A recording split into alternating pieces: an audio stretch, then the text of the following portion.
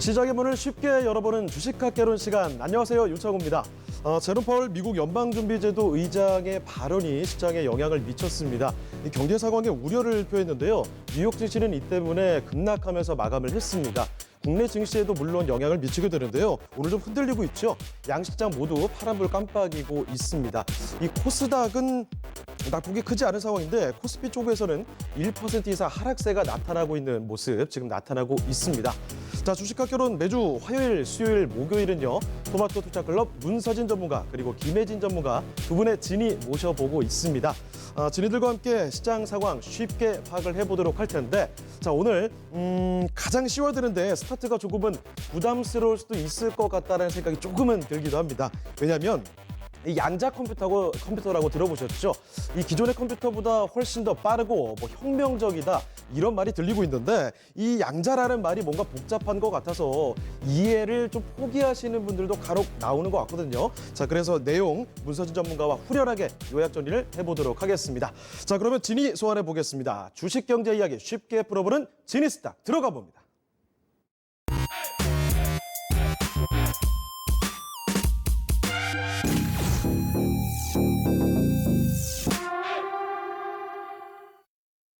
네, 그럼 지니스탁 서진이 문서진 전문가와 먼저 인사 좀 나눠보도록 하겠습니다. 네, 문서진 전문가님 안녕하세요. 네, 안녕하십니까. 자, 오늘 이 지니스탁에서 풀어볼 키워드 이게 양자 컴퓨터인데요. 사실 양자라는 말만 들어도 골치가 아픈 분들이 좀 많이 있습니다. 저를 좀 포함해서 말이죠. 자, 그런데 이게 왜 이렇게 부각이 되는 거고 이걸 왜 알아야 되는 건지 양자 컴퓨터 이거 좀 먼저 짚어주시죠. 네, 사실 저도 이제 이 주제를 선정을 하면서 좀 고민을 했던 부분이 이거를 기술적으로 설명을 하는 쪽으로 접근을 할까 아니면 투자 쪽에 조금 더 집중을 할까라고 생각을 했는데요. 아무래도 이제 기술적으로 접근을 하면 뭐 행렬이라든지 뭐 아무래도 함수 부분을 또 설명을 해야 되거든요. 세로축, 가로축 우리 고등학교 때 배웠던 그쪽은 제가 보기에는 아닌 것 같다는 생각이 들어서 그러면 양자 컴퓨터가 우리 투자에 어떤 영향을 미치는지에 제가 초점을 맞췄으니까 양자 컴퓨터라는 것만 가지고 미리 겁먹으실 필요는 없습니다. 그냥 제가 쉽게 설명을 드릴게요. 일단 양자 컴퓨터가 지금 현재 시장에서 이제 주목을 받는 이유는 우리가 알고 있는 이제 지금 현재 현존하는 가장 빠른 컴퓨터가 지금 이제 IBM에서 만드는 이제 슈퍼컴퓨터죠. 근데 이 슈퍼컴퓨터보다 훨씬 더 한 15억 배, 15배가 아니라요. 15억 배 이상 빠른 지금 컴퓨터가 양자 컴퓨터인데요. 그럴 수밖에 없는 게 지금 이게 왜 개발을 되냐. 그만큼 지금 데이터 트래픽이 계속 늘어나고 있지 않습니까? 네, 트래픽이 늘어나면서 네, 제가 매일 왔다 갔다 하는 건데 제가 자꾸 반대로 가네요.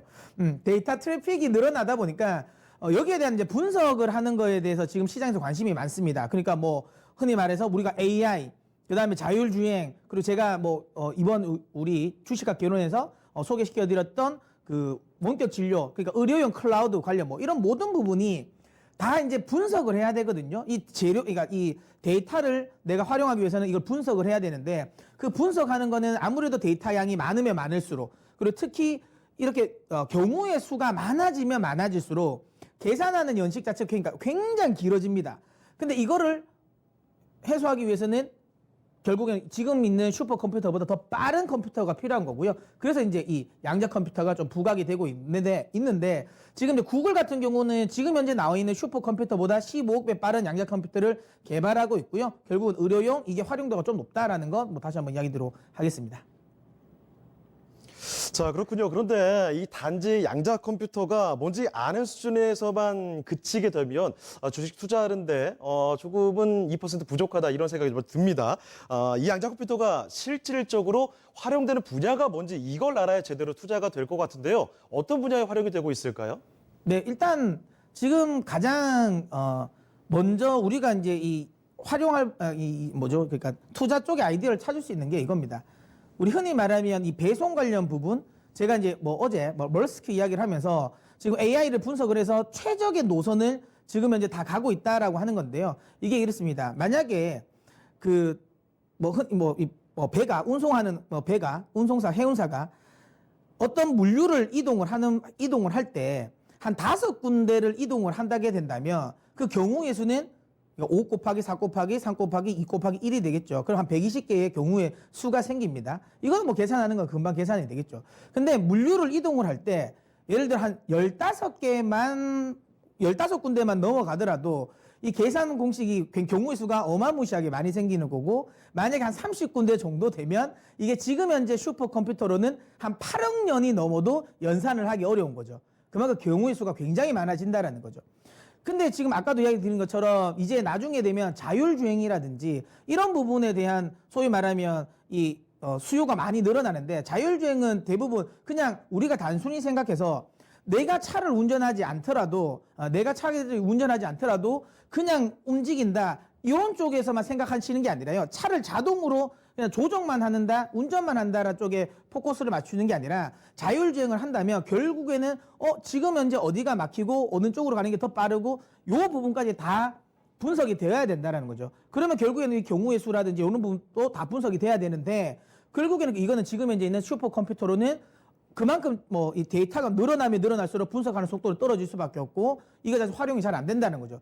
그러려면 이거를 분석하기 위해서는 양자 컴퓨터가 필요하다는 거고요. 그 다음에 이제 뭐 신약 개발과 관련된 부분에 시간 단축에도 양자 컴퓨터가 굉장히 중요합니다.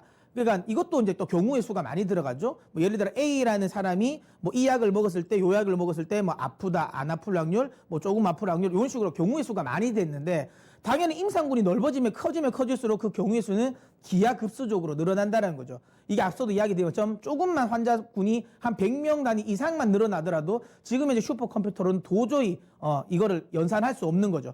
그렇기 때문에 지금 현재 이 슈퍼컴퓨터를 뛰어넘는 양자 컴퓨터를 개발하는 거고요. 궁극의 목적은 그겁니다. 결국은 AI, 빅데이터 분석, 이걸 하기 위해서 양자 컴퓨터가 지금 개발되고 있다라고 보시면 됩니다. 네, 양자 컴퓨터가 실질적으로 어떤 분야에서 활용이 될 수 있는지 그런 이야기 짚어봤는데요. 자, 그런데 이 양자 컴퓨터 이야기를 할 때 마치 한 쌍처럼 따라다니는 친구가 한 명 있습니다. 양자 암호라는 개념인데요. 양자 컴퓨터 얘기할 때 양자 암호라는 이야기가 왜 많이 나오는지, 양자 암호에 대한 내용도 좀 풀어서 설명해 주실까요? 네, 사실 이제 양자 컴퓨터와 관련된 부분은 특히 이제 우리가 주식을 투자함에 있어서 양자 컴퓨터에 직접적으로 투자하는 관련주를 찾기는 어렵습니다. 뭐 양자 컴퓨터는 제가 이야기한 것처럼 뭐 구글이나 이런 큰 회사들 쪽에서 집중적으로 하고 있기 때문에 우리가 이걸 투자 아이디어로 가지기는 어려운데요. 하지만 이걸 투자 아이디어로 가질 수 있는 포인트가 이 양자 암호입니다. 근데 이야기 드린 것처럼 왜 자꾸만 양자 컴퓨터가 이야기 나올 때마다 이 양자 암호와 관련된 부분이 같이 따라다니냐. 지금 현재 양자 컴퓨터가 개발되면 지금 현재에 있는 이 암호 보안 시스템이 알고리즘 방식의 보안 시스템이거든요. 이 부분이 완벽하게 다 해독이 된다는 거죠. 해킹이 된다는 겁니다. 그러니까 지금 현재 나와 있는 알고리즘 방식, 우리가 가장 많이 이야기하고 있는 부분이 그거죠. 그러니까 최고로 우리가 보안이 지금 현재 제일 잘 돼 있다라는 거, 그게 이제 블록체인이지 않습니까? 블록체인인데 이 블록체인이라는 게 가능성인 거예요. 만약에 블록체인을 해킹하기 위해서는 지금 나와 있는 모든 체인들을 블록을 다 한 번에 소위 말하면 다 동시에 그 해킹을 해야 된다라는 거거든요. 그게 물리적으로 불가능하다라는 건데, 이 양자 컴퓨터가 나오면 그 물리적인 불가능을 뛰어넘는 겁니다. 양자라는 것 자체가 물리적인 부분을 뛰어넘는 거기 때문에 이 물리적인 시간 자체가 무의미하다는 거죠. 그렇다면 결국에는 모든 지금 현재 알고리즘 방식의 알고리즘 방식의 보안은 무의미하다라는 거고, 그래서 지금 중국이나 해킹 관련 부분에 좀 관심이 많은 국가들, 지금 중국이라든지 미국 같은 경우가 이 양자 컴퓨터를 군사용으로도 많이 개발을 하고 있다는 거죠.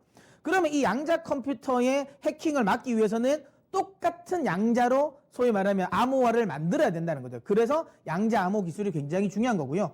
양자 암호는 쉽게 말하면 그겁니다. 그러니까 이게 뭐 제가 이제 완전히 똑같다는 건 아닌데요. 그러니까 쉽게 이야기 설명해 드리면, 우리가 흔히 지금 현재 보안 프로그램은 소프트웨어, 그러니까 말 그대로 프로그램을 통한 보안으로 형성이 되어 있는데, 이 양자 암호라는 건 소프트웨어 방식이 아닌 양자를 이 같은 정보와 함께 같이 보내는 거거든요. 쉽게 말하면 하드웨어적인 방식의 보안이라고 보시면 됩니다. 즉, 이 양자가 같이 그러니까 소위 말하면 이 데이터가 갈 때 그 양자를 같이 보내거든요. 그러면 이거를 해킹을 하기 위해서는 그 양자를 해킹을 해야 되는데, 이 양자가 열려서 해킹하는 순간 거기에 있는 보안 자체가 사라집니다. 락이 걸려버리죠. 그렇기 때문에 이거 관련해서는 거의 해킹이 불가능하다. 그러니까 거의 불가능하다는 게 아니라요. 그러니까 불가능한 거죠.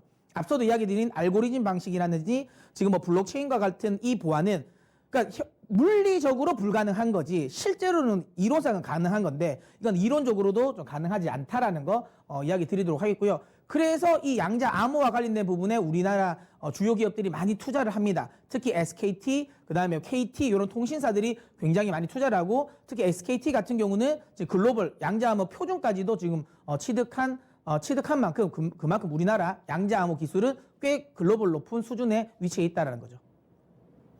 네, 이 양자 컴퓨터 이야기 나올 때마다 양자 암호가 따라다니는 그 이유를 살펴드렸습니다. 양자 컴퓨터라는 게 기존의 컴퓨터보다 연산 능력이 정말 압도적입니다. 차원이 다른 수준이라고 볼 수가 있는데요. 그렇기 때문에 기존의 그 암호들은 금방 풀어낼 수가 있죠. 그래서 눈에는 눈, 이에는 이, 양자에는 양자로 덱을 해야 된다. 그렇기 때문에 양자 암호가 쓰일 수밖에 없게 되는 겁니다. 자, 정리를 좀 해주시고요. 자, 그럼 이제 마지막 질문 좀 드리도록 하겠습니다. 그러면 이 양자 컴퓨터, 양자 암호, 여기 관련주는 뭐가 있을까요? 뭐 많은 분들이 익히 알고 계실 겁니다. 지금 시장에서 양자 암호 관련 종목으로 엮여 있는 건 뭐 우리넷, 우리로, 솔리드, 그리고 코이버, 드림 스큐어티 이렇게 대표적인 종목인데요. 이들 종목들이 대부분 다 양자를 생산하는 이 네트워크, 양자를 생산해서 분배하는 분배기를 만드는 회사인데요. 현실적으로 지금 현재 우리나라 이 기업들이 수혜를 받을 수 있는 가장 이제 가시화되어 있는 기술이라고 보시면 되고요. 다만 이건 있습니다. 그 많은 종목들 중에서 뭐 어떤 선택을 하냐에 따라 다르긴 한데 지금 이야기하는 우리넷이라든지 우리로 같은 경우는 사실상 양자 암호를 제외하면 실적 베이스가 좀 없다고 보시면 됩니다.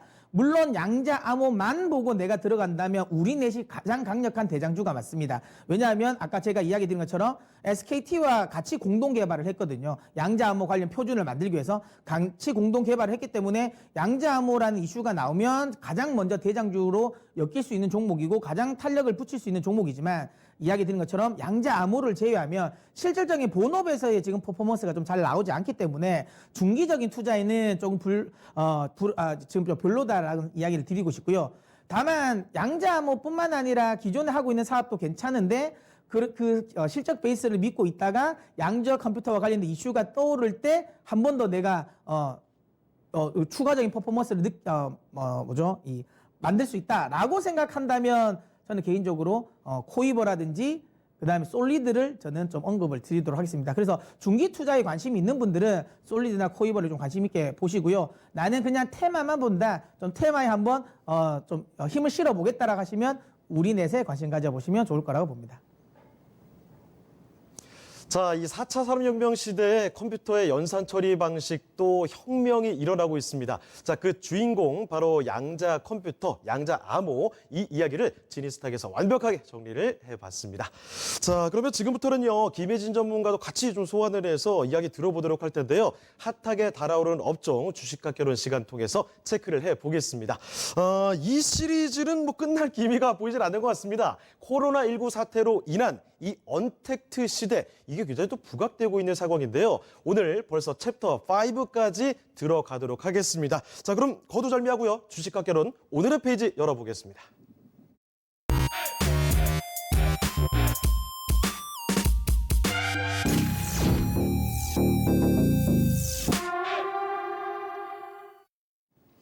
네, 코로나19 사태로 인한 언택트 시대 개방, 정말 많은 종목들을 저희가 선별해서 말씀을 드렸습니다. 뭐 원격 진료부터 해서 그리고 뭐 풀필모트 이런 것들 항상 선제적으로 말씀을 해주신 것 같아요. 저희가 정리를 할 때마다 그 다음에 바로 급등하는 모습이 연출되기도 했습니다. 클라우드, 뭐 효성 ITX 이런 종목들도 바로 급등했고요.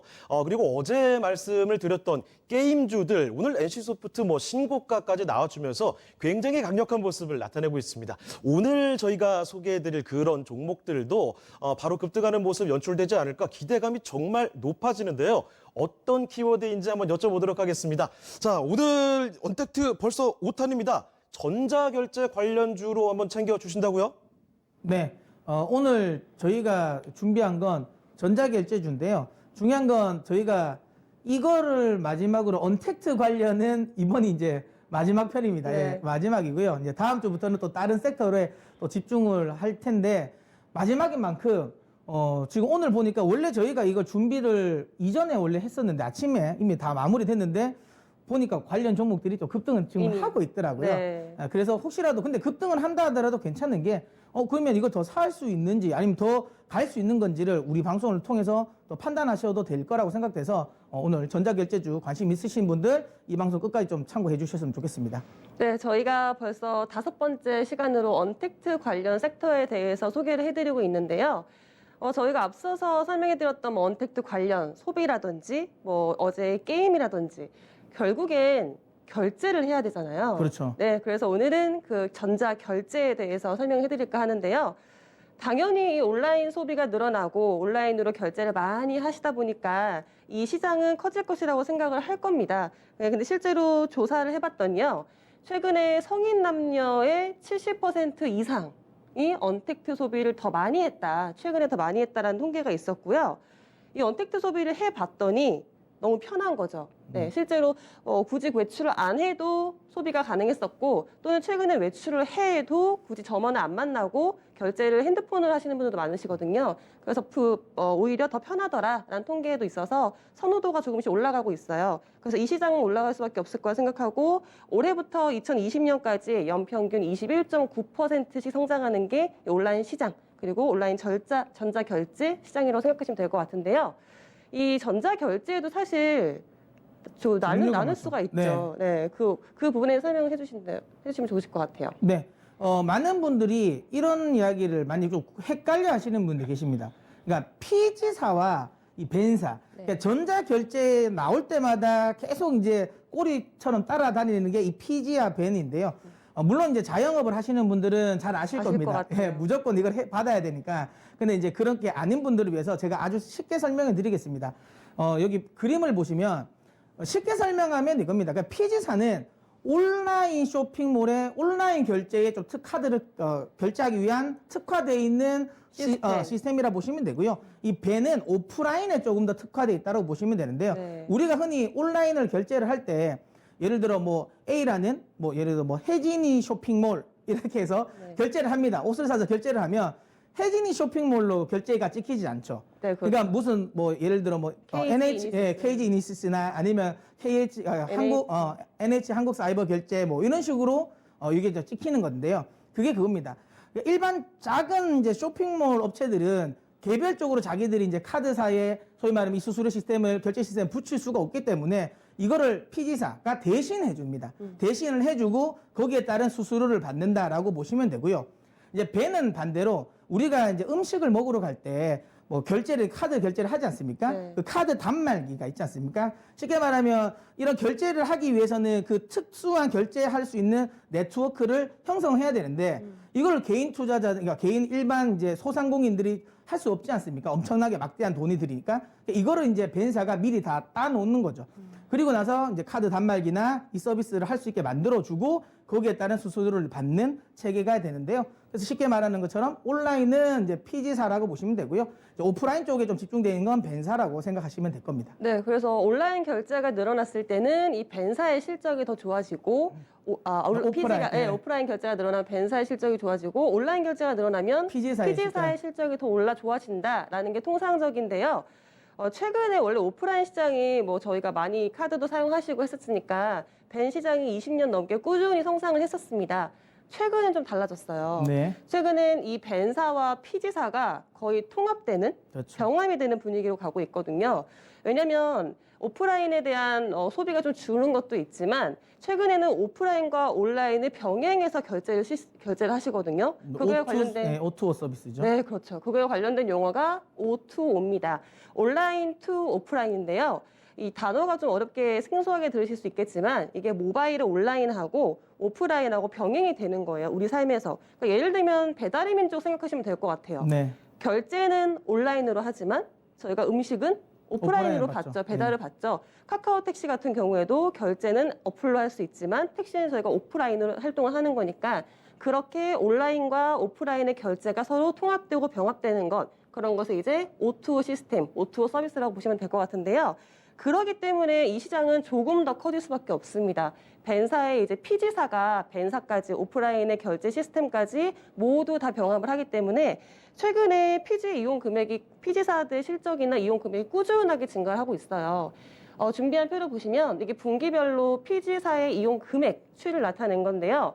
물론 업계에서는 가장 피지사가 좀 두각을 드러냈던 이유가 2014년에 쿠팡이라고 그렇죠. 생각을 하고 있으면, 네, 쿠팡이나 마켓컬리, 그러니까 본격적으로 로켓 배송도 시작하고 좀 더 빠른 배송으로 결제를 유도했기 때문에 그쪽에서의 피지사의 실적이 좋아질 거다라고 생각하고 있는데요.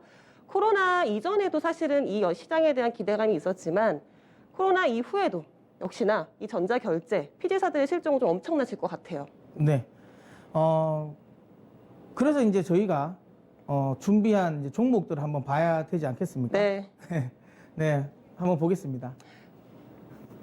저희가 뭐 전자결제 관련된 종목들이 사실 많이 있습니다. 근데 여기서 보시면 그 빠져 있는 게 있을 겁니다. 저희가 뭐 전자결제 관련 종목들이 굉장히 많은데 제가 앞서 이야기 드린 것처럼 저희 이 업황 관련 이야기 드렸으면 벤사는 별로일 수도 있겠구나라는 생각을 하실 것 같아요. 그래서 최근에 전자결제 관련 종목들 중에서 오늘 또 지금 급등을 하는데 그 중에서 벤사들이 흔히 말하면 이제 덩다리로 올라가는 경우가 있거든요. 네. 근데 저는 그 부분은 저는 뭐 안 하는 게 맞다. 벤사보다는 확실하게 피지사에 좀 집중되는 게 맞다라고 생각해서 저희가 좀 준비한 좀 관심 있게 보아야 할 종목은 이렇게 4종목 쪽으로 제가 좀 압축을 했고요. 그다음 제가 이 중에 이제 한 종목 같은 경우는 또 하나 좀 주의를 하셔야 된다라고 생각에 제가 또 한번 뽑아봤습니다. 준비한 종목이 있으시죠? 네. 첫 번째 NHN 한국사이버결제는 일단 제가 최근에 설명을 한번 해보도록 네. 하겠습니다. 예. 일단 NHN 한국사이버결제부터 제가 좀 설명을 드려보도록 하겠는데요. 아까도 이야기드린 것처럼 뭐 PG의 어찌 보면 뭐 넘버원 종목이다라고 보시면 되고요. 대부분 많은 분들이 카드 결제를 하시면 온라인에서 쇼핑을 하시면 거의 이쪽으로 찍힌 것 같아요. 네. 뭐 제가 활용 많이 하는 그 배달의 민족, 네. 예, 제가 굉장히 많이 활용을 하거든요. 그래서 이 배달의 민족을 찍으면 대부분 이 NHN 한국사이버결제가 이제 전담을 한다라고 보시면 되고요. 그만큼 이 PG계에서 굉장히 이제 크다. 그리고 지금 이제 어쨌든 주가도 가장 대장주 역할을 하고 있습니다. 네. 당연히 이유가 있죠. 온오프라인 모두 이제 성장세를 보이고 있는데요. 그러니까 여기서 말하는 오프라인은 뭐 벤 쪽에 대한 오프라인이라기보다 앞서 지금 김혜진 전문가님 이야기하신 것처럼 O2O 쪽입니다. 네. O2O 쪽에 대한 이제 실적 성장이라고 보시면 되고요. 저는 사실상 이 간편 결제 쪽에 뭐 무슨 페이 있지 않습니까? 그런 간편 결제 쪽에서 사실 저는 네이버 그다음에 아니면 오프라인 쪽은 삼성페이를 제압할 수 있는 건 없다라고 생각했는데 최근 들어가지고 페이코가 상당히 마케팅을 많이 하면서 많이 올라왔어요. 네. 그러면서 페이코 수요가 늘어났고요. 지금 그림 하나 좀 보실까요? 이게 이제 페이코의 O2O인데 물론 이제 페이코가 페이코지만 이게 있습니다. 요즘에 식당을 가면 식당 앞에 테이블에 요게 QR코드 같은 게 있거든요. 맞아요. 예, 그걸 딱 찍으면 거기서 주문 결제까지 다 되거든요. 이게 사실 업주들 입장에서 그러니까 굉장히 유리합니다. 왜냐하면 막 바쁘게 일을 하는데 주문도 받아야 되죠. 그 다음에 나중에 결제를 하면 요즘은 또 이렇게 결제하지 않습니까? 저 때는 사실 뭐 그냥 뭐 한 사람이 다 사는 게 미덕이다 이래서 그냥 다 사는데 요즘은 4명이 먹어도 4명이 일 하나씩 다 결제를 하지 않습니까? 네. 그러다 보니까 뭐 점심시간이나 이럴 때는 굉장히 그 결제하는 데 시간이 걸리고 굉장히 걸려요. 그러면 결제만 따로 하는 또 신경 캐셔분 또 고용을 해야 되고 아까도 말한 것처럼 주문 또 따라 받아야 되니까 또 인력을 더 많이 써야 되는데 이런 식으로 이제 테이블 오더 요 시스템을 이용하면 결제부터 주문까지 그냥 한 방에 다 끝난다는 거죠. 그럼 인건비를 굉장히 세이브할 수 있어서 많은 지금 이 자영업자분들이 요걸 많이 한다라는 거죠. 근데 이거는 지금 현재 1등은 네이버가 맞습니다. 그러니까 네이버 페이를 통한 요 테이블 이 결제 시스템이 가장 중요한데 중요한 건 지금 이거 성장성을 보더라도 지금 이제 만 계약 이상 지금 계약이 따낸 것만큼 계속 지금 상승을 하고 있다라는 거고요. 신사업과 관련된 부분에 모멘텀이 있는 한국사이버결제 한사결 제가 보기에는 꽤 괜찮다라고 생각을 합니다.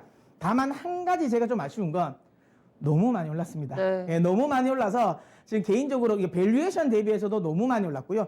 증권사에서는 워낙 이제 성장성이 좋다 보니까 타겟 프라이스를 계속 올리고 있는데 그럼에도 불구하고 그 계속 이제 연일 경신을 해서 좀 가격적으로 좀 부담스럽다라는 생각이 듭니다. 그래서 거의 비슷한 사업을 하고 있는데 가격적으로 부담이 되지 않는 기업이 있거든요. 그 기업을 우리 김혜진 전문가가 소개해드리도록 하겠습니다. 그 다음 종목이 제가 소개해드리겠습니다. 제가 설명해드릴 종목은 KG 이니시스예요. 아까도 뭐 다음에도 마지막에 탑픽도 선정해드리겠지만 KG 이니시스는 전자결제 서비스 전문 업체고요. 2002년에 SK텔레콤과 계약을 해서 PC 결제, PG 서비스를 제공하기 시작했습니다. 그리고 2017년부터 아까 말씀드린 오프라인에 벤 서비스도 시작을 했어요. 같이 통합을 해서 시장을 넓히고 있는데 제가 KG 이니시스의 포인트로 꼽은 세 가지는 이렇습니다. 국내 빅3 PG사 중 하나고요. 그리고 글로벌 가맹점이 빠르게 증가하고 있고 실적의 성장도 충분히 앞으로도 가능하다인데요. 하나씩 설명을 해드리면 일단 KG 이니시스가 국내 빅3 3사, PG 3사 중에 하나입니다. 사실 이 PG사가 우리나라에서 지금 차지하고 있는 점유율이 국내 빅3가 거의 70%에서 80%예요. 그래서 이미 좀 점유율이 구축이 돼 있는 상태에서 시장이 좀 커진다면 이미 좀 점유율을 가진 기업들이 충분히 수혜를 받을 수 있을 것이라고 보거든요. 빅3 같은 경우에 아까 말씀해 주신 NHN 한국사이버결제가 있고요. 그리고 KG 이니시스가 있고 그리고 LG U+가 빅3인데요. 보시면 그래프 보시면 꾸준하게 상승하고 있고 거의 점유율의 80%를 차지하고 있다는 점. 그리고 최근에는 대형 가맹점도 가맹점이지만 중소형 가맹점으로의 점유율을 늘리고 있습니다. 지금 보시는 표는 KG 이니시스의 이제 가맹점들을 나타낸 표인데요. 최근에 간편 결제의 그렇죠. 수요도 많기 때문에 그 부분에서도 PG사가 많이 뛰어들고 있는데 그 부분에서의 고객들도 많고요. 사실 KG 이니시스가 최근에 이슈가 있었던 부분이 GS 홈쇼핑과 그다음에 네이버가 최근에 KG 이니시스와의 좀 거래를 이탈을 하겠다라는 발표를 하면서 이 부분이 KG 이니시스의 실적에 좀 부정적이게 반응하는 거 아니냐라는 말이 있었는데요. 그래서 한국 사이버 결제보다 좀 주가 탄력이 좀 둔했군요. 네, 그렇습니다. 그래서 조금 주춤했었죠. 그래서 최근에 보시면 이 비율이 바뀌었어요. PG 가맹점 비율이 대형점을 오히려 줄이고 중소형이나 지금 어플 쪽으로 가고 있는데요. 그 이유가 우리나라 같은 경우에는 이 어플의 인기의 변화가 민감하고 어느 어플이 갑자기 수요가 많아질지 모르거든요. 그렇죠. 그런 의미에서 KG 이니시스가 차라리 대형주 하나를 하는 것보다 대형 업체 하나를 하는 것보다는 중소주 여러 업체와 계약을 맺겠다라는 전략을 피고 있는데요. 그 전략이 유효했습니다. 실적이 꾸준하게 늘고 있고요. 네이버와 GS 홈쇼핑을 제외하더라도 분기별 거래 대금이 꾸준하게 증가를 했습니다. 그래서 최근에는 이 부분에서 실적 부분에서도 지금 탄력을 받고 있죠. 두 번째 포인트가 이제 글로벌 결제 서비스의 증가 부분을 말씀드리고 싶은데요. KG 이니시스가 지금 제가 준비한 표를 보시면 글로벌적으로 결제 서비스의 거래액이 증가를 하고 있습니다. 우리나라뿐만 아니라요. 그 이유가 이제 최근 4년 동안에 연평균 36%씩 증가를 하면서 올해에는 40% 이상이 성장할 것이라고 보이고 있는데요. 그 이유가 국내에서 KG 이니시스가 애플의 iOS 앱스토어의 그 결제 시스템을 담당을 하고 있습니다. 네. 그래서 그 부분에서 거래액이 증가가 될 수 있는 부분이고요.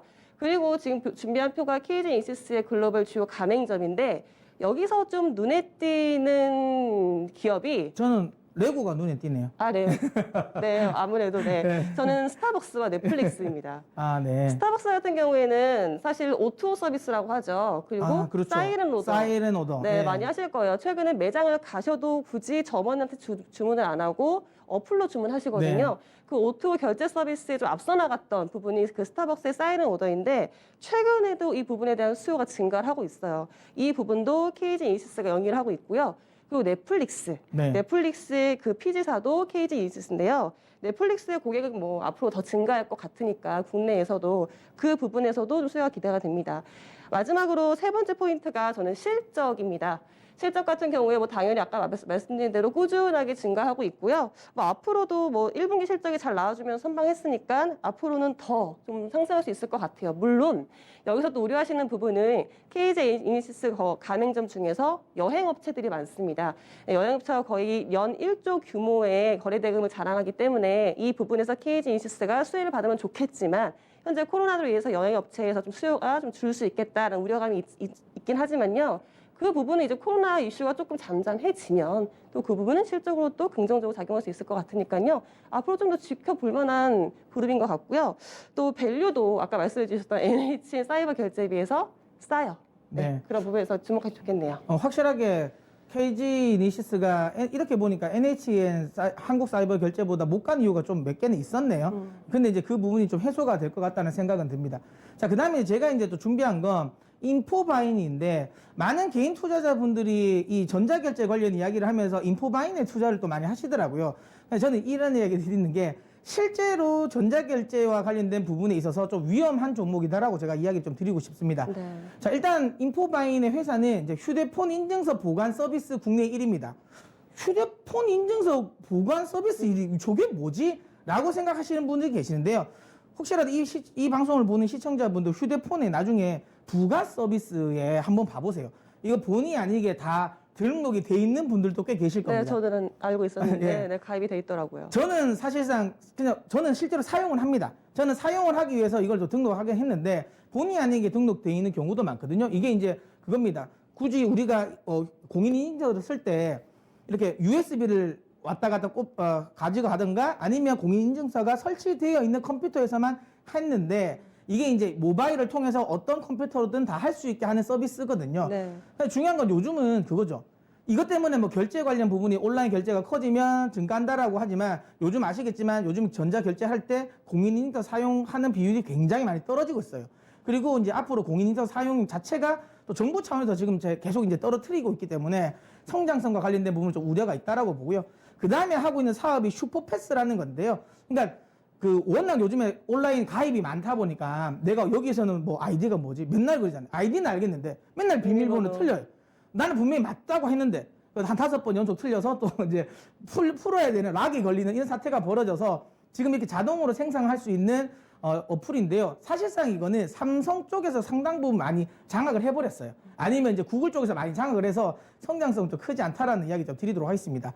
그래서 결국에 결론을 내면 이 종목은 물론 높은 영업이익률, 높은 배당률을 가지고는 있지만 성장성과 관련된 부분에 있어서 이게 전자결제주라고 하긴 어렵다. 그리고 주력 사업들이 어쨌든 시대적인 흐름에서 좀 도태될 가능성이 높기 때문에 인포바인을 투자하시는 분들은 좀 주의를 하셔라는 쪽에서 제가 이 종목을 소개시켜드렸고요. 자, 마지막으로 세틀뱅크 한번 설명해 주시죠. 네, 제가 마지막 종목 세틀뱅크 같이 볼 건데요. 세틀뱅크는 이제 결제 플랫폼을 제공하는 핀테크 기업입니다. 핀테크는 참고로 아시긴 하시겠지만 핀테크는 파이낸스, 금융과 그다음에 테크놀로지가 합쳐진 기술이 합쳐진 용어죠. 그래서 모바일 뱅킹이나 요즘에 최근에 많이 사용하실 거예요. 앱카드 네. 쪽에 들어가는 서비스를 제공하는 기업이 세틀뱅크인데요. 제가 짚은 포인트 3개는 이렇습니다. 첫 번째는 간편 현금 결제 시장의 1위 기업이고요. 두 번째는 핀테크 시장 내에서 진입 장벽을 꽤 높게 구축하고 있는 기업이고요. 세 번째는 해외 진출의 가능성까지 볼 건데요. 첫 번째 간편 현금 결제 시장 1위 부분은 최근에 이제 카드도 많이 쓰시지만 네, 현금으로 가상 결제도 많이 하시거든요. 맞습니다. 이 부분이 뭐 이렇게 생각하실 것 같아요. 나는 카드만 쓰는데 이러실 수도 있지만 뭐 소득공제라든지 네. 아니면 정부 차원에서도 이렇게 좀 현금을 쓰도록 유도하는 정책을 많이 펴고 있거든요. 네이버 쇼핑에 보면 현금 결제 그게 따로 있긴 하더라고요. 네, 맞습니다. 네. 네이버페이나 카카오페이도 그쪽으로 현금 결제를 유도하는 홍보를 많이 하고 있거든요. 그 최근에 표를 보시면 간편 송금의 이용 현황이 많이 늘었습니다. 그러니까 생각하시는 것보다 많이 늘었어요. 저 같은 경우에도 뭐 카드를 조금 더 많이 쓰기 때문에 이 부분에서는 또 가능성이 또 있는 시장이 더 커질 수 있겠다는 생각이 오히려 들더라고요. 현재는 현금 결제 서비스가 좀 작으니까. 세틀뱅크는 그 부분에서 점유율 97%를 차지하고 있는 기업이고요. 이게 간편 결제 이용 금액에 대한 제가 그 표를 하나 준비하기도 했는데 지난해에 하루 평균 그 현금 결제 이용 금액이 1,745억 원이 나왔습니다. 작년에 비해서 44%가 증가한 네. 수치예요. 그러니까 생각보다 카드를 사용하시는 것보다 또 이렇게 간편 현금 결제도 피지를 이용해서 많이 사용하고 계시는 거죠. 그리고 세틀뱅크가 조금 더 독보적인 시장 점유율을 차지하고 있는 부분이 또 저희가 그 가상결제라고 네. 하죠. 무통장 입금. 아, 그것도 많이 하죠. 네. 온라인에 거의 뭐 필수적으로 들어가지 않습니까? 네, 그렇죠. 직접적으로 현금 페이를 쓰진 않더라도 네. 무통장 입금, 가상결제하는 부분도 세틀뱅크가 차지하고 있는데요. 그 업종에서도 이제 점유율이 68%로 좀 독보적인 시장 점유율을 차지하고 있습니다. 지금 보시는 표는 이제 세틀뱅크의 고객사예요. 그 부분에서 저는 이제 은행 업종 에서 이제 펀뱅킹이라고 하죠. 가상 계좌. 정부 쪽이나 각 은행에 고액사를 많이 두고 있어서요. 그쪽으로 좀 견조하게 좀 성장세를 이룬다면 좀 지켜보실 만한 기업인 것 같고요.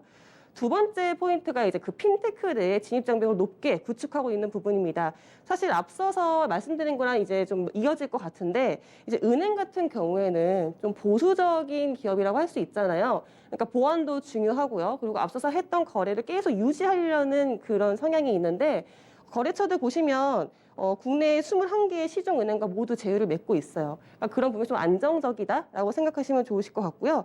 이렇게 좀 진입 장벽이 높은 부분에서 선점하고 있으니까 세트뱅크를 지켜보시면 좋을 것 같고, 이게 마지막으로는 이제 해외 시장 진출 가능성을 볼까 합니다.